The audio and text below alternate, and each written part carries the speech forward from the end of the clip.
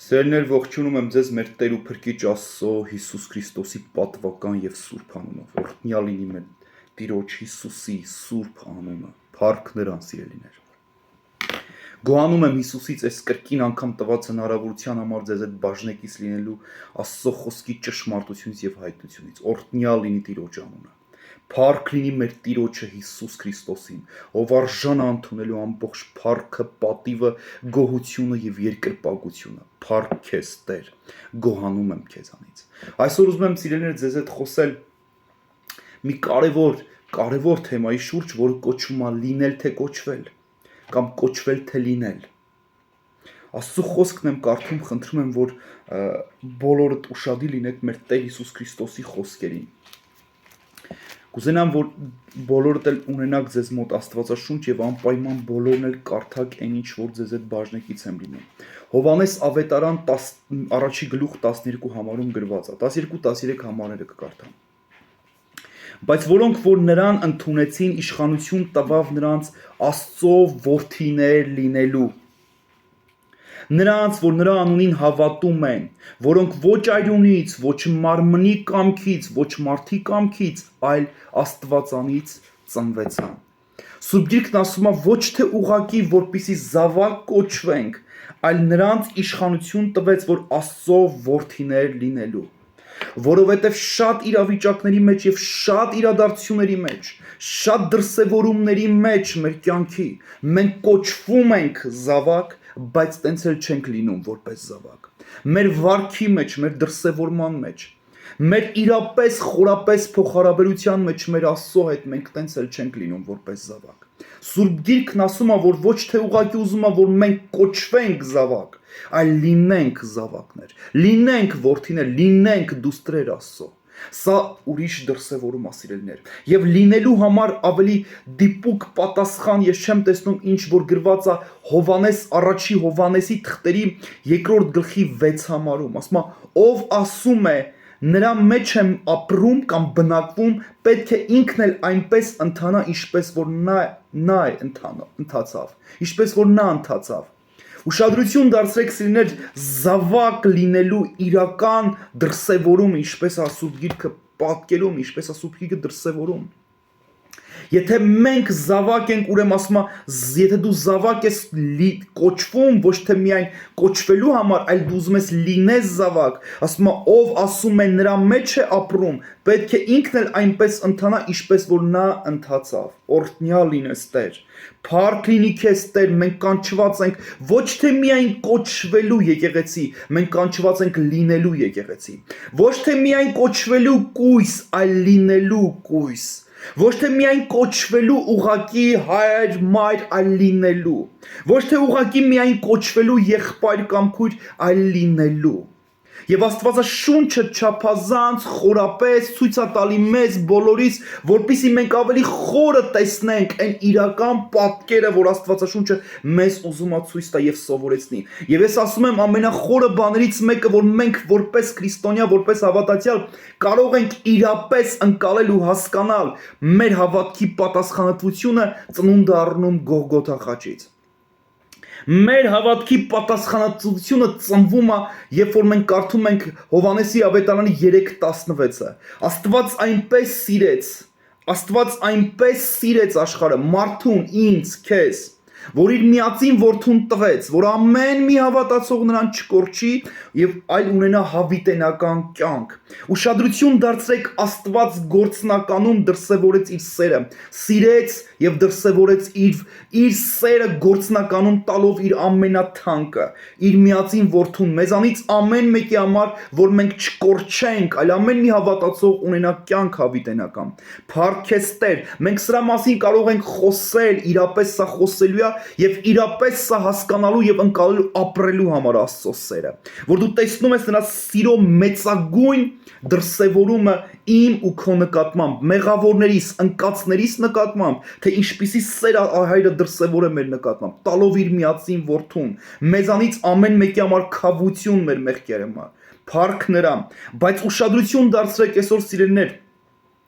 Ինչա պահանջում շատերը, որտեվ կարող ասեն ինչա պետք ինձ պետք է միայն հավատալ, ամեն քեզ պետք է հավատալ, բայց քո հավատքը պետք է ունենա պատասխանատվություն Տիրոջ առաջ։ Իրապես խորապես պատասխանատվություն պետք է ունենա։ Դու հասկանում ես եւ ընդունում ես եւ ընկալում ես, որ Հայրը այնպես սիրեց քեզ, ինձ, իր միածին որդուն տվեց։ Իսկ ո՞րն է իմ հավատքի պատասխանատվությունը։ Փառք ես Տեր, որ քո Սուրբ Հոգով լցրել ես ինձ եւ ես արձագանքում եմ քո տված Տեր զոհին, քո որդու տված զոհի համար։ Ես արձագանքում եմ, ես հավատում եմ, ես ընդունում եմ, բայց ո՞րն է իմ հավատքի պատասխանատվությունը։ Ես հավատում եմ, որ չկա հավատք առանց անպատասխանատվության։ Եթե ես ասում եմ հավատում եմ, ուրեմն այդ հավատքը ունի իր մեջ պատասխանատվություն իմ Հոր առաջ, որտեղից է ծնունդ առնում իմ հավատքի պատասխանատվությունը։ Ահա այս տողերից Աստված այնպես սիրեց, որ իր միածին որդուն տվեց, որ ամեն հավատացող չկորչյալ ունենա հավիտնական կյանք։ Ինչ տվեց ինձ, ինչա վստահված ինձ, իր որդու զոհը, իր որդու այրունը, իր որդու պատվական ու սուրբ անունը։ Ինչա վստահված ինձ, ուրա որտեղ է իմ հավատքի պատասխանատվության հիմքը, Քրիստոսն է։ Քրիստոսն է իմ հավատքի պատասխանատվության հիմքը։ Ահա սա է իմ հավատքի պատասխանատվությունը, որից իրապես պատասխանատվություն առնում։ Իմ Հայրը ինձ սիրեց, իր որդու զոհը վստահեց ինձ։ Ես հավատում եմ, որ Աստված բոլոր մեղավորներից հանդեպ ունի սեր, եթե չունենար իր որդուն երբեք չէր տա, որտեղ բոլորս մեղաչեցինք եւ զրկվեցինք Աստծո փառքից։ Բայց այն մարդիկ, ովքեր շարունակում են ապրել մեղքի մեջ եւ անարգում են Աստծո որդու այրունը, ես հավատում եմ, որ նրանք երկնքի արքայություն չեն կարող ժառանգել։ Այն մարդիկ, ովքեր շարունակում են լվացվել Աստծո որդու այրունով, բայց նորից շարունակում են անարգել եւ ոտնատակ տալ եւ շնորհքի են մեծագույն ողորմությունը մեր հոր, որ դրսևորված է մեր նկատմամբ, նրանք չեն կարող երկնքի արքայություն մտնել, ովքեր շարունակում են անարգել Քրիստոսի այրունը։ Ես ասում եմ, որ ես հավատում եմ ամբողջ սրտով ազատագրության ծառայությանը, ինչի մեջ էլ մենք որպես եկեղեցի կանչված ենք բոլորս, փառք Տիրոջը, որ Տերը իր Սուրբ Հոգու զորությամբ քշում այդ պիղծ ու չար ոգիներին, օրհնյալ իր անունը։ Փառք Տիրոջը, որտեղ Տերը եկա, որ քանդի սատանայի գործը, եւ միջև այսօր մեր Քրիստոս Աստված նույնն է երեք այսօր եւ հավիտյան, նույն ազատագրող Տերն է, օրհնյալ իր Սուրբ անունը։ Բայց այսօր շատերին ոչ թե ազատագրություն է պետք, այլ պատասխանատվության զգացմունք, զգոնություն պատասխանատվության։ Իրանց հարկավոր է արթնացնելու իրանց պատասխանատվությունը Տիրոջ առաջ, որպեսզի նորից ու կրկին անգամ չհայտնվեն ներողություն դևերի վանդակի մեջ, դևերի կապանքի մեջ, որ կրկին անգամ չհայտնվեն ազատագրվելով ու սրբվելով սուրբ ու թանկ այրունով, որ կրկին անգամ չգնան ու չհայտնվեն այդ դրա մեջ։ Ես աղոթում եմ մեր Տեր Հիսուս Քրիստոսին, որպեսզի դուք կարողանաք ընկալել սա հոգով եւ ճշմարտությունով իմ ասածները։ Այսօր կրկնում եմ ձեզ, ոչ թե շատերիդ ազատագրություն է պետք, այլ պատասխանատվություն, որ դու մի պահ խորես քո մեջ ինչա վստահված ինձ։ Իմ հավատքի պատասխանատվությունը որտեղ է իմ Աստված։ Իմ ահա սա է, դու ինձ վստահել ես քո որդու զոհը, Տեր։ Դու ինձ վստահել ես քո որդու այրունը, քո որդու պատվական ու սուրբ անունը, ինչպես եմ ես վարվում դրա հետ, Տեր։ Ինչպես եմ, սա իմ հավատքի պատասխանատվությունն է։ Չգիտեմ քոնը որն է, բայց սա իմ հավատքի պատասխանատվությունն է, Տեր, օրհնյալ լինի քո անունը։ Օրհնյալ լինի իմ Աստված քո անունը, շնորհակալ եմ քեզանից, Տեր, որդուդ պատվական այրունի համար, Տեր, որդուդ սուրբ ու թանկ անվան համար, Տեր, շնորհակալ եմ որդուդ զոհի համար, Տեր, շնորհակալ եմ, որով ունեմ կյանք հավիտենական, Տեր, շնորհակալ եմ, փառք քեզ, Տեր։ Սա ամենամեծագույն գոհությունը կլինի քո կյանքում, միայն որ դու ապրես սրբության մեջ։ Սա կլինի ամենամեծագույն գոհությունն ու շնորհակալությունը Տիրոջը, եթե դու իրապես ապրես սրբության կյանքով, որտեղ սա կնշանակի, որ դու գիտակցել ես, թե ինչա տրվեք ես, ու ինչա տվեք ես Հայրը, որ դու ապրես սրբությամբ ու ճշմարտությամբ։ Սա քո հավատքի պատասխանատվությունը պետք է բարձրանա, սիրելի եղբայրս ու սիրելի քույրս։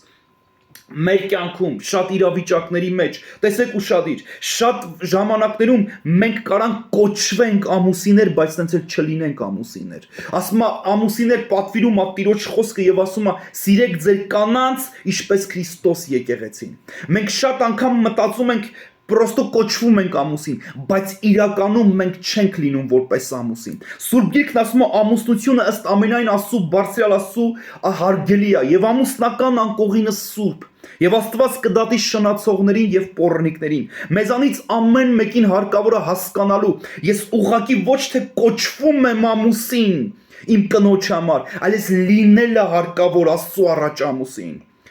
Դու ոչ թե ուղղակի կոչվում ես կին քո ամուսնու համար, քեզ լինելը պետք որպես կին, որտեղ ասում է կանայք հնազանդվեք ձեր ամուսիներին, ինչպես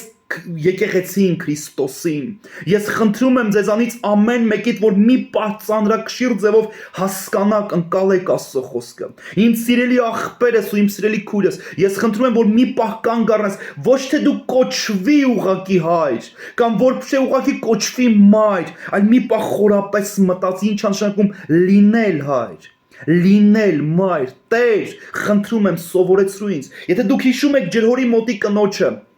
Հովանես Ավետարան 4-րդ գլուխ, մեր Տեր Հիսուս Քրիստոսն ասում է գնա կանչի քո ամուսնուն թող գա։ Ինչ ասում այդ կինը, ամուսին չունեմ։ Տերն ասում է լավ ասեցիր։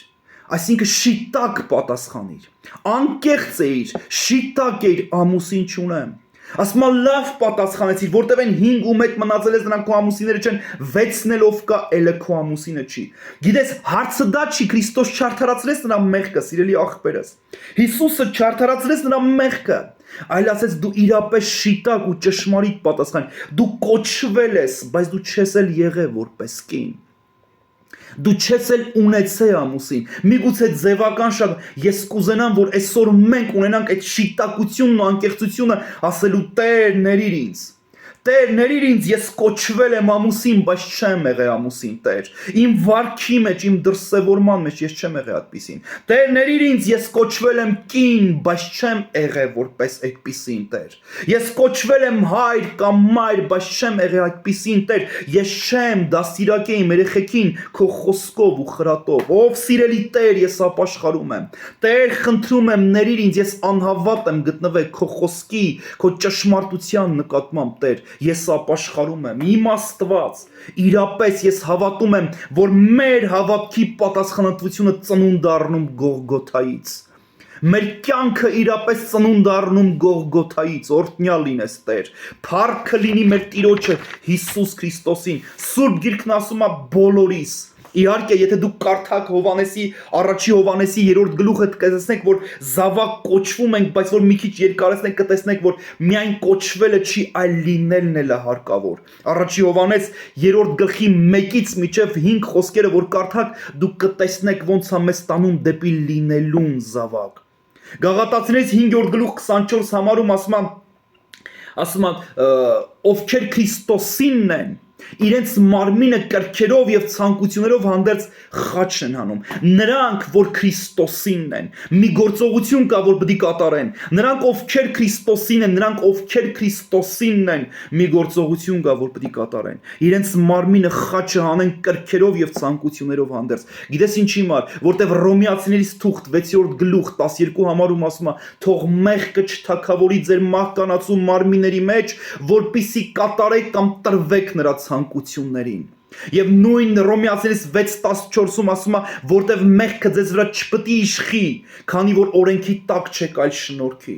Տեր, շնորհակալ եմ, որ մենք շնորհքի տակ ենք, Տեր, բայց շնորհքի տակ չի նշանակում լինել մեղքի մեջ, այլ լինել մեռած մեղքի համար եւ կենթանի մեր Քրիստոս Աստծո որդու մեր Տիրոջ Հիսուսի համար։ Փառք ես Տեր, սիրելիներս, այսօրվա իմ խոսքը, որ ես ուզում եմ քեզ փոխանցեմ ու ասեմ, արեք ոչ թե կոչվենք, այլ լինենք այդպիսին։ Արեք իրապես ոչ թե կոչվենք, այլ լինենք, որտեղ շատերն են կոչվել քրիստոնյաներ կամ հավատացյալներ կամ եկեղեցի, բայց չեն եղել այդպիսին։ Շատերն են Հիսուսին ասել,